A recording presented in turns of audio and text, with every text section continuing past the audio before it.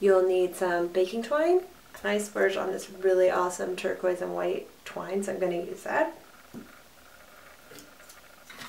You need some paper punches, and then you need a variety of different colored pattern papers.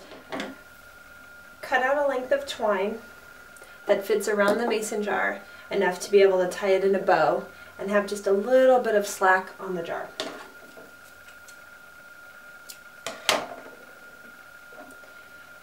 And then tie that around. I want to be able to pull it out from the jar just a little bit for putting on my circle punches. Tie it in a bow. Next, get your colored paper and your paper punches and cut out about 5 or 6 circles in different patterns. For a pint-sized jar, about 6 circles. I like to add some solid colors in there also. So what I'm doing is I'm taking these little circles that I made and I'm just folding them in half. So I'm starting to create the little scallops here that are going to go around the jar. So now I'm going to put these little circles on the jar, and I'm just kind of stick them in behind the paper,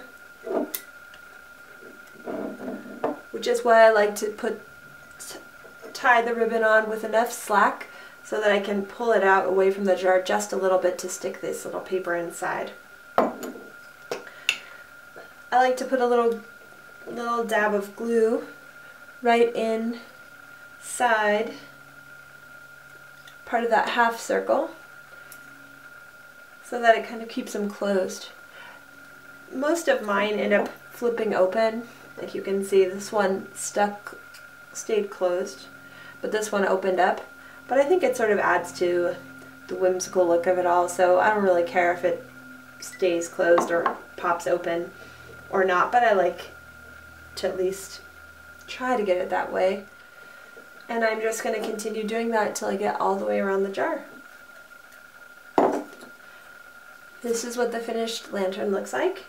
I put a little bit of white rice in the bottom to secure my tea lights. And there you go, a super simple bunting lantern that will make you smile every time you look at it. I guarantee it.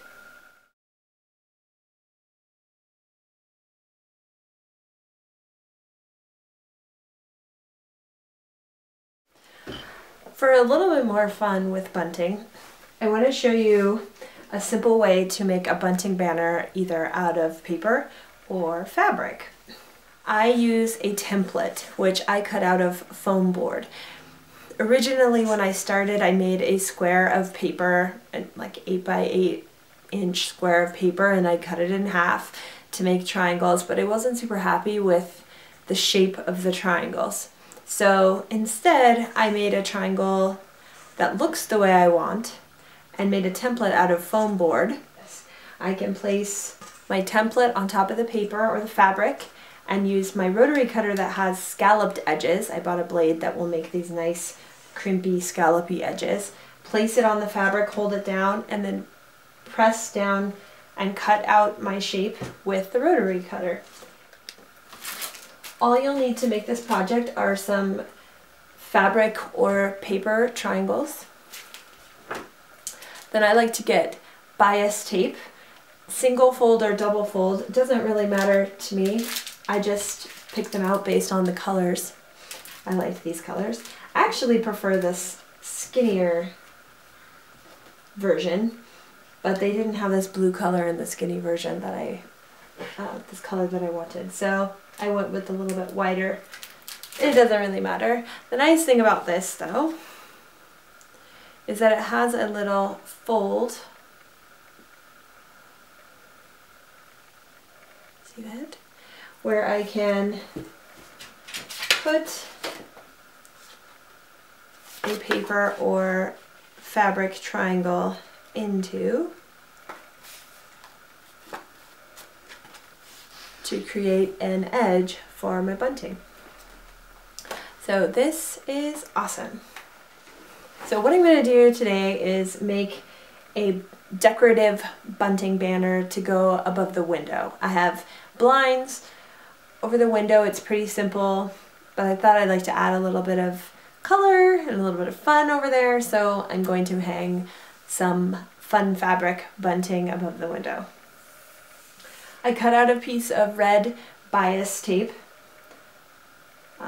a little bit bigger than the width across the window that I want to use because I like a little bit of the edge to hang down.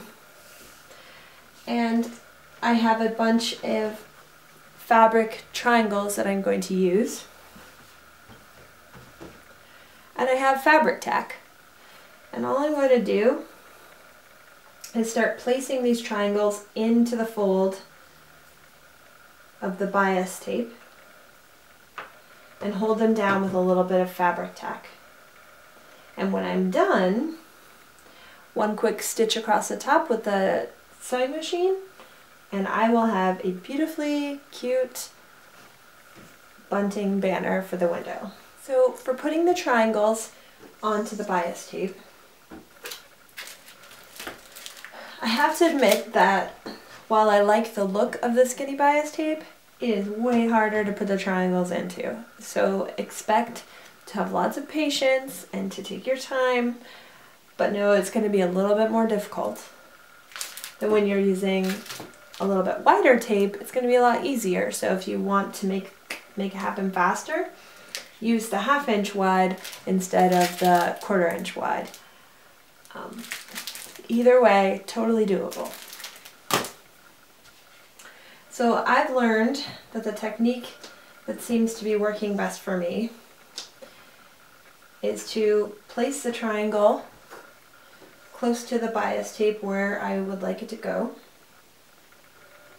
I'm opening up the tape, and I'm just going to put a little bit of, just a dot of glue in the middle.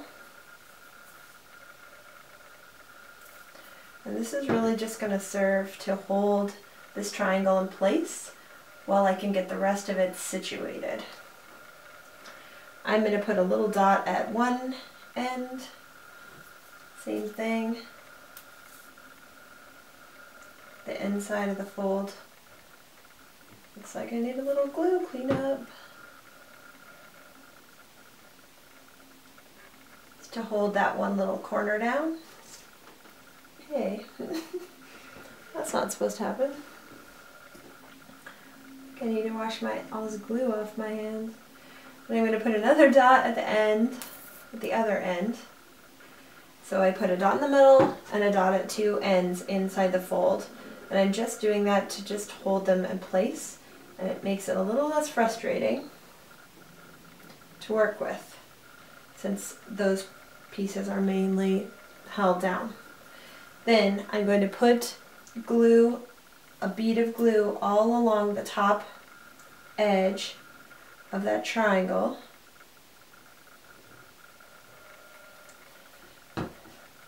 Believe me, I tried this before I discovered putting the dots of glue, and this was all moving all around and it was really frustrating. So, tack those in place, put a bead of glue across the top edge of the triangle, and then as carefully as you can, try not to get the glue on your fingers or the outside of the fabric, but it'll happen, it's clear, you can get it off, don't worry about it. Fold that top edge of the bias tape over that bead of glue and the top edge of the triangle. And when I cut out my pieces, I use a scalloped rotary cutter to cut two edges, and the other is a rough edge. So I'm tucking that rough edge inside the bias tape, so I don't have to worry about that. And unless you glue it to the table, it should end up looking like this. So I'm going to add a couple more triangles onto this, and then we'll sew the final seam in it. And there you have it. Fabric bunting, cuteness, not just for a party, but for every day. So I'm gonna go hang this up, and you should get your fabric scraps out and make a cute little bunting decoration for your windows or for your next party or for any space that you want to brighten up a little bit too. Happy crafting!